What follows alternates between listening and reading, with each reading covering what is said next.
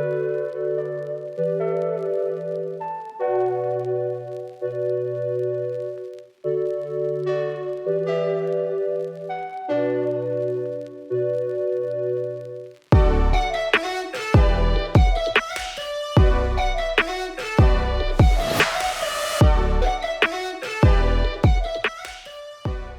guys, thank you so much for coming back to my channel, or welcome to my channel. If you are new here, my name is Taylor and I make all sorts of homemaking motivation videos here on this YouTube channel. Today's video is a Sunday clean with me. It's not a super deep clean with me. It is literally just get done what you can get done because that's all you're able to do on this day.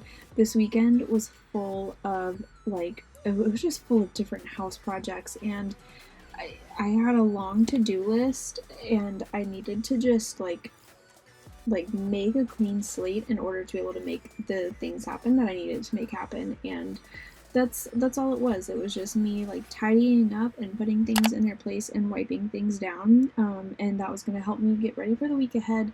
And that's just all I was able to do that day. And sometimes that's okay. Like, it's okay if you can only do the bare minimum. So there's not going to be a ton of talking in this video. It's just music and me cleaning our main living area.